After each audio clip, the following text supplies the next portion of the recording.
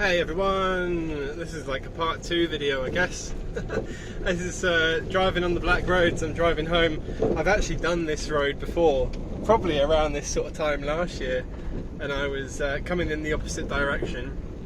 This is when we were living in Levka, and I was renovating the house in Oryahovo, and I realised that what's amazing, I don't know how many kilometres it is to drive on the normal roads to get from one to the other, but it's as the crow flies, it's a really short distance. Like, we're just over the hills, but you have to go all the way down to Svilengrad, go along the motorway and then back up again. So you make a big U-shape where you can just drive cross country as I'm doing now. And I went on Google Maps the other day, and there's actually a tool on there where you can kind of like just mark distance with like a line and see how many kilometers it is or how many miles it is. Anyway, I think from Levka to our village was only a 10-kilometer distance. It's got a few big holes down here. It's only about 10 kilometers, and it's about half an hour drive if I do it on the back roads like this from one village to the other, and it's got to be at least 30 kilometers, I would say, if you do it on the motorways. It takes me about 45 minutes to go from one village to the other. Well, anyway, I wasn't in Levka today. I was in Mladenovo, which is the village that this road comes out on. So I mean, it should really only take me kind of 20 minutes to get home from here. I'm not going to film the whole thing. We came down here a few weeks ago after we'd had a big storm, maybe a month or two ago, and I hit this thinking it was just going to be a shallow stream like it normally is, and it was really deep. The water came up over the windscreen. It was quite deep, but that's fine. It was scary. I was with Jess and we had baby sleeping in the back of the car, and we decided to take this road. She'll sleep through anything. She's been exposed to this kind of road since before she was born. And just trying to decide the best way to. Oh, my camera's getting confused because I'm bouncing around. We'll try this way and see how this goes. But yeah, we hit that water and it came flying up over the windscreen. We thought we were going to get stuck, but yeah. And also, last time I did this video, I was in a Hyundai Santa Fe. Oh, I've got to concentrate a little bit here. Oh, there we go.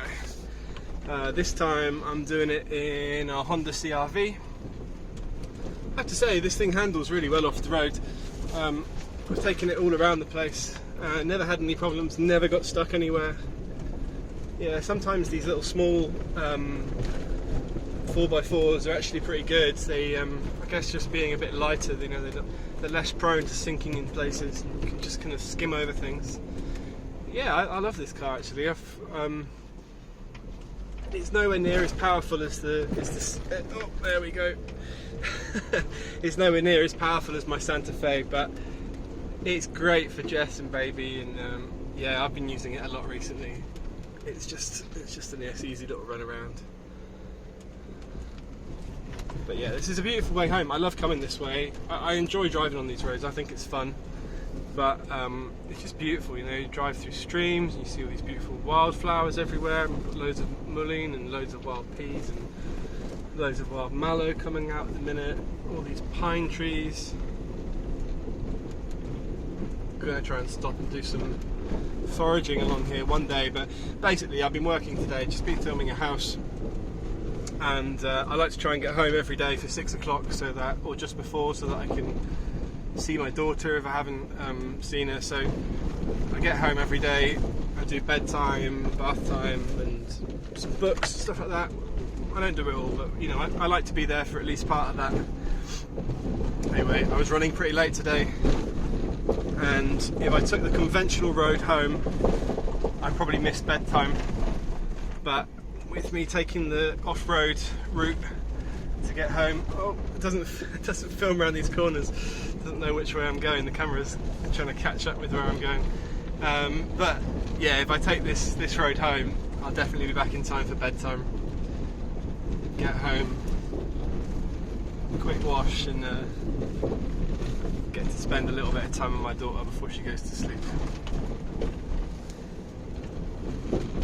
So yeah, we're living in the village of Oryachava at the minute, and if you want to like have a look at this route on Google Maps, the first village, you actually get to a village first called Vaskovo. The route is actually between the village of Vaskovo and Mladinovo, but you know, if you're going from any of those kind of areas around there, like Oryachava, Izvorovo, trying to get to somewhere like Mladinovo or Levka or Studena or somewhere like that, and you've got a Jeep, I mean, you could do this in a normal car, but yeah, this is the quickest way to come.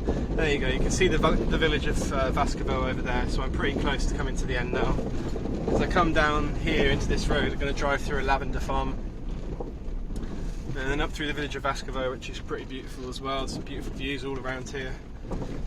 Big vineyards around the top of the village, which I'll drive past when I come out the other side. But yeah, when we first got here, we brought a Ford Mondeo. We drove over here in a Land Rover Discovery, but we ended up buying a Ford Mondeo, like an old, I think it was a 1998 model from a dealership in Harmanley. Wow, can you see all this lavender? Beautiful. Wow, there's loads of it. Actually, it's done quite well this year. It didn't do very well. It looked like it was quite newly planted last year, but it's doing really well now. Beautiful. Can't watch where I'm going. Yeah, we brought this old Ford Mondeo. And I really put that thing through its paces. We used to take it on roads like this all the time. I have to say, like, you know, you don't need a 4x4. It doesn't need to be four-wheel drive. We use four-wheel drive very rarely.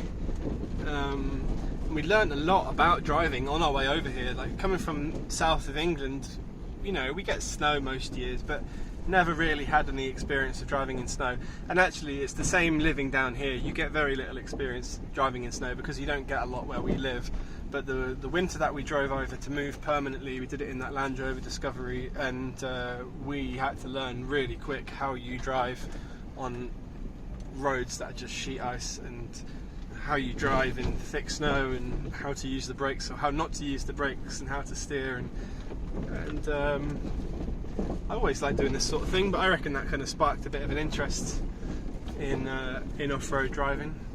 We came off the road in Belogradchik when we first arrived in Bulgaria after about 4 or 5 days driving. We thought we'd do it in a couple of days, and it took ages. Anyway, I think I've talked about this in another video. I think I actually did a video in the winter driving through the snow, and I talked about this a little bit. But yeah, not so much about the car. I mean, oh wow, look at this black stork and a white stork. Can you see them just taking off there? I don't know if you're going to see that. That was a black stork. I've seen quite a few of them around here this year. Anyway, this is just about coming to the end of the off-road. Coming up into the village of Vaskovo now, so I'll say goodbye.